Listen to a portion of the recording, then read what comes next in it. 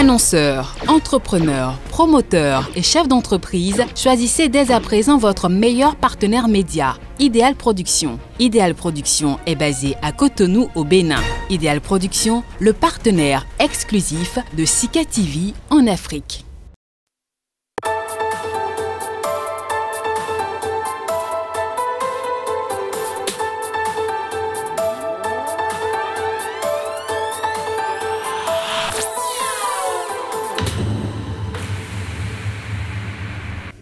À toutes et à tous, bonjour et bienvenue à cet entretien du jour sur Sika TV. Parmi les gens dont est riche le métier de journalisme, il y a l'investigation. Elle va au-delà des faits, de ce que tout le monde voit. Une lumière dans les ténèbres pour révéler ce qui est caché. Le public ne demande que ça, pour être plus averti, surtout lorsqu'il s'agit des affaires de la cité. Le contexte africain est-il toujours favorable à ce type de journalisme? Y a-t-il des difficultés qui rendent l'exercice compliqué pour les journalistes sur le continent quand on sait qu'il y a plus d'un qui paient ou qui ont payé de leur vie, leur audace dans ce type de journalisme? Dernier mort en date, 2 journalistes espagnols accompagnés par un militant écologiste irlandais abattus au Burkina Faso. Le public n'est-il pas, dans ce contexte, privé de ces travaux d'investigation qui pourraient lui permettre de mieux assurer la veille citoyenne? Isabelle Choumaré est chargée de programme de la cellule Norbert Zongo pour le journalisme d'investigation en Afrique de l'Ouest, Cenozo. C'est avec elle que nous abordons le sujet. Isabelle Choumaré, bonjour. Bonjour, chers confrères, comment allez-vous? Nous rendons grâce à Dieu, j'espère que vous allez bien. Nous espérons que vous allez bien aussi. Oui, je vais très bien, merci. Merci à vous. Et merci pour l'invitation. C'est nous. Merci d'avoir répondu à notre invitation depuis Ouagadougou, où vous vous trouvez, Isabelle Choumaré, la cellule Norbert Zongo, qui porte donc le nom de ce journaliste burkinabé assassiné le 13 décembre 1998. Il enquêtait sur la mort mystérieuse de David Ouedraogo, le chauffeur de François Compaoré, le frère de l'ancien président burkinabé Blaise Compaoré. Norbert Zongo donc assassiné dans ces conditions. Quand on se retrouve chargé de programme d'une cellule du genre, n'est-ce pas une lourde responsabilité en matière d'investigation journalistique, Isabelle Choumaré? Exactement, c'est une lourde responsabilité parce que la cellule Norbert Zongo est une organisation sous-régionale. Nous intervenons plutôt dans les 15 pays de l'Afrique de l'Ouest, en plus de la Mauritanie. Donc voilà, c'est une lourde responsabilité, j'avoue. Parce que c'est pas une organisation nationale et tout. On travaille avec des journalistes des différents pays de l'Afrique de l'Ouest et puis de la Mauritanie. Voilà. Vous faites la promotion du journalisme d'investigation. C'est-à-dire que ce type de journalisme n'est pas souvent, n'intéresse pas souvent les confrères sur le continent. Je ne dirais pas que ça n'intéresse pas les confrères, mais bon, vous savez, pour faire de l'investigation, il faut avoir des moyens. Et puis, dans notre contexte, les organes de presse n'ont pas souvent les moyens des moyens à mettre à la disposition de leurs journalistes pour les encourager à réaliser des enquêtes et tout. Donc, c'est compliqué. Donc, même quand des journalistes veulent prendre des initiatives, ils n'ont pas le soutien et l'accompagnement nécessaire pour réaliser leur projet. Est-ce que la difficulté... C'est d'ailleurs pour remédier à cela que la cellule Norbert Zongo pour le journalisme d'investigation a été créée. Et c'est une organisation, comme je le disais, sous-régionale créée en 2015. Et l'objectif de la Cenozo, le principal objectif, c'est de contribuer au renforcement de capacité des journalistes ouest-africains à travers des formations, du soutien financier et technique à l'investigation dans divers domaines. Et nous parlons de domaines, nous intervenons notamment, nous soutenons des enquêtes dans les domaines liés à la corruption, aux crimes organisés, aux violations des droits humains, à l'environnement, au genre et autres.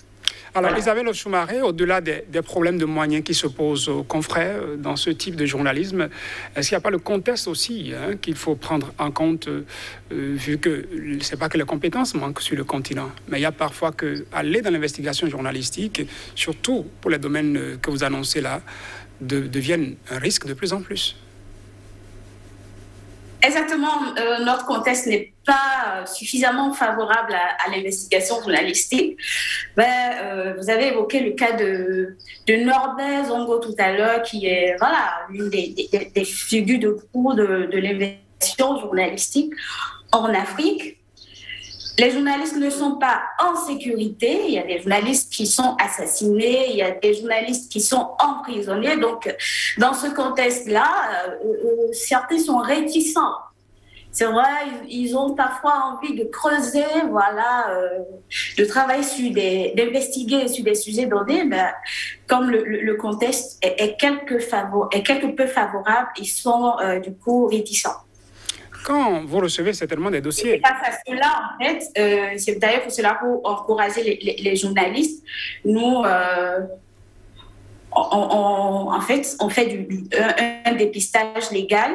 Voilà, donc en dehors de l'appui à l'investigation, avant la publication des productions des journalistes, il y a un avocat, qui analyse, qui voit s'il y a des indices d'infraction dans l'article pour que le journaliste, ou la journaliste soit à l'abri d'éventuels ennuis judiciaires.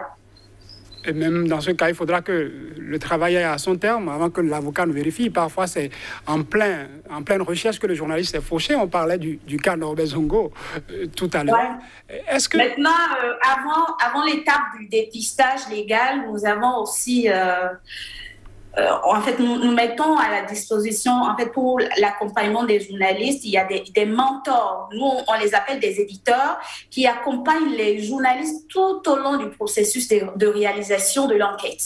Donc, du coup, le mentor ou l'éditeur est là pour recadrer quand il le faut, pour donner des orientations aux journalistes, des conseils et tout, pour que... le journaliste ne soit pas vraiment confronté à des difficultés sur le terrain, mais quand cela arrive, le mentor est là, pour lui donner des orientations, Est-ce que vous avez l'impression, Isabelle Soumaré, que malgré ce contexte difficile, il y a des journalistes qui s'engagent, qui sont prêts à prendre ce risque-là, au nom de l'information à donner au public? Oui, il y en a. Et je dirais qu'il y en a de plus en plus qui prennent ce risque-là.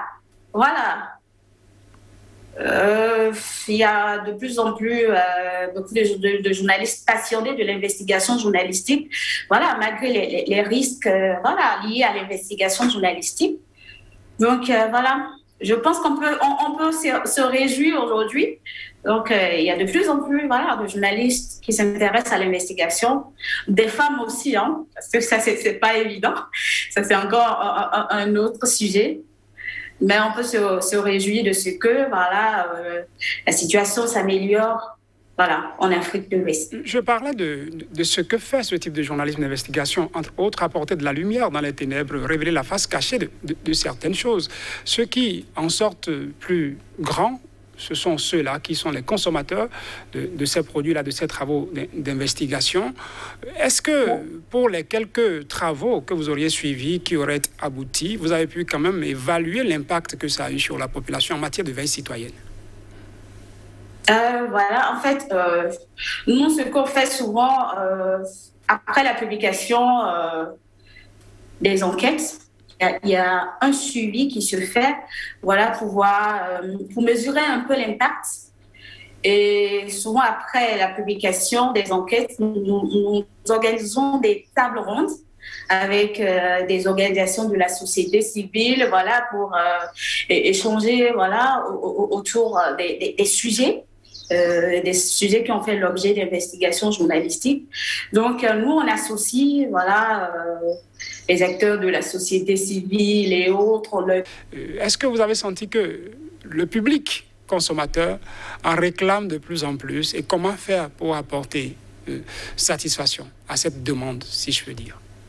La demande est là. Le public en réclame de plus en plus parce que lors des tables rondes que nous organisons, les acteurs de la société civile nous encouragent à aller de l'avant. Ils nous proposent même des sujets sur lesquels on peut travailler parce que quand on fait de l'investigation, on donne aussi l'opportunité aux organisations de la société civile de donner de la voix. Donc, en quelque sorte, nous les aidons à jouer leur rôle de veille citoyenne. Pensez-vous que s'il y en a de plus en plus de travaux d'investigation, le public serait plus éveillé, surtout en matière de contrôle citoyen, en matière de veille citoyenne? Exactement. Et que faut-il... Exactement, mais dans notre contexte, le problème qui se pose, en fait, comme l'investigation, peut-être je dirais l'enfant pauvre de la presse, ben, que faut-il attendre de la société civile qui joue un rôle d'avant-garde pour dénoncer l'état de la société? Parce que c'est vrai, je l'avais dit, on peut se réjouir aujourd'hui, il y a de plus en plus de journalistes d'investigation, mais bon, c'est parce que nous, on intervient. Mais là où la cellule Norbert Zongo n'intervient pas, comment ça se passe?